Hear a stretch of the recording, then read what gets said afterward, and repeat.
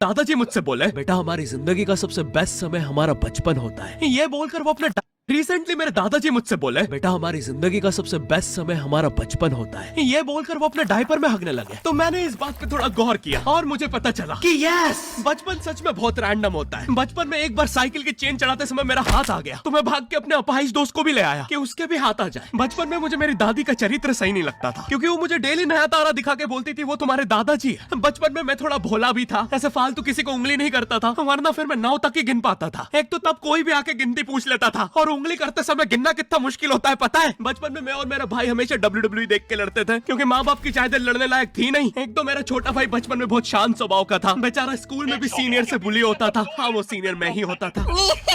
एक बार मुझसे बोलता, भैया डॉक्टर बनना मेरा सपना है। तो मैंने उसे नीट की बुक्स ला दी, तो अब वो उसका पूरा सपना बन गया। अब वो डॉक्टर गेम में भी बीमार ही बनता है, और बवासीर पीछे होती है। चिंटू, बुक्स नहीं पढ़ रहा है तू? एक बार बेचारा बिस्तर पे गिर के रोने लग गया, तो सब बोलने लग गए, कुछ नहीं हुआ, चींटी मर गई, चींटी मर गई। मैं यहाँ सोच रहा हूँ फिर अभी तक हम चींटियों वाले बिस्तर पे क्यों सो रहे थे? हाँ, घर में सबकी पीठ पे ददोड़े हो रखे हैं। हाँ, ये नहीं गिरता तो हमें तो पता ही नहीं चलता बिस्तर पे चींटियां हैं। हम तो सोए जा रहे हैं चींटियों वाले बिस्तर पे। और स्कूल में जब भी ये छोटे भाई पैंट में हक देते हैं, तो बड़े भाई को क्यों बुलाया जाता है? पता है कितनी घनघोर बेइज्जती होती है पूरी क्लास के सामने, और बुलाते भी इतने सस्पेंस है, वो देख के बड़े भाई का हगना निकल जाता है। ऐसे 2 छोटे बच्चे स्लो मोशन में भाग के आ रहे हैं। हाँ, वो उनकी नॉर्मल स्पीड है।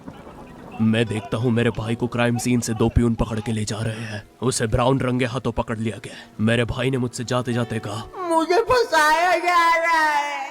मुझे पता था इस लेंडे के पीछे की कहानी इतनी सिंपल नहीं हो सकती। कड़ी तहकीकात के बाद मुझे पता चला इस लेंडे के पीछे बड़े बड़े पॉलिटिशियंस, गैंग लीडर्स और माफिया इन्वॉल्व है। मेरा भाई सही कह रहा था, ये उसका लेंडा नहीं है। हैंड्स अप पीटी टीचर, तो वो लेंडा तुम्हारा था।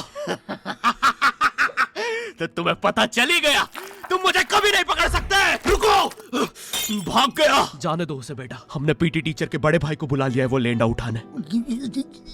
लेंडा आपकी नजदीकी सिनेमा घरों में पड़ा होगा तो देख के पैर रखना। ये चैनल पे जितने भी अजीब और गरीब चीजें तुम देखते हो, ये मैं और मेरे भाई की लाइफ में हमेशा होती रहती है, और इसलिए हमने ये चैनल नॉट योर टाइप बनाया था। मेरे भाई ने कहा तू बोल, और मैं एनिमेशन करता हूँ, और लो बन गया नॉट योर टाइप। आपके अरे अभी भी लेंडा लगा हुआ है। बचपन में बोले जाता था कि तुम जितने दांत तकिए के नीचे रखोगे तुम्हें उतने ही रुपये मिलेंगे। तो मैंने दादी की 32 ही रख दी, तो मुझे 32 रुपए मिले। वो 32 ही 7,000 की थी। जो पिटा हूं ना मैं घर पे, साली स्कैमर दांतों वाली परी, चांदी का दांत ले जाके 1 रुपया देती है। दांतों से याद है, बचपन में सब सूखा बॉर्नविटा खाते हैं क्योंकि दांत दूध के होते हैं। ठीक है, ये वाला जोक हटा दूंगा। बचपन में मुझे चुड़ैलों से बहुत डर लगता था। एक बार मुझे चुड़ैल के पैर के निशान दिखे तो मैं उल्टा भागा, पर फिर मैं चुड़ैल के ही घर में आ गया। हाँ, मैं पट्टी में भूल गया था उसके पैर उल्टे होते हैं, तो फिर मैंने सोचा इसका पीछे से सर फोड़ देता हूँ। सर फोड़ने गया तो वो उसका मुंह निकला। फिर से भूल गया कि साली चुड़ैलों के बाल भी मुंह पे होते हैं। आदमी को पता चले तो चले कैसे। जब मैं छोटा था नींद में बिस्तर भी बहुत गीला करता था। मेरी मम्मी हमेशा गुस्सा करती थी कि सोने से पहले सुसु किया कर। अब उन्हें कैसे बताऊं, फिर गीले बिस्तर में मुझे नींद नहीं आती। बचपन में मुझे गुस्सा भी बहुत आता था, तो मेरी मम्मी ने मुझे एक रेड स्टोन की अंगूठी पहना दी, और सरप्राइजिंगली उससे मेरा गुस्सा इतनी जल्दी उतरने लग गया, क्योंकि अब मैं जब अंगूठी पहन के लोगों को पीटता था तो गुस्सा इतनी जल्दी शांत होता था। वैसे ये अंगूठी मुझे एक बाबा जी के आश्रम से मिली थी। जब मैं वो आश्रम में गया था, वहाँ एक बहुत ही हॉट सी बंदी मुझे देख के बार बार स्माइल करे जा रही थी, तो मैंने भी मौके पे चौका मारा और जल्दी से अपना नंबर पेपर पे लिख के उसकी तरफ फेंक दिया। वो बंदी ने भी बड़े प्यार से मेरा नंबर उठाया और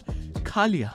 अरे भाई, उसको भूत लगे, वो तब से सबको स्माइल दे रही है। हम भी सुबह से नंबर फेंक रहे हैं, अभी तक 2 किलो पेपर खा गई है। अब तुम्हें भी ऐसे रैंडम भूतों या स्ट्रेंजर्स पास नंबर ना फेंकना पड़े प्यार के लिए, इसलिए आओ हैपन पे।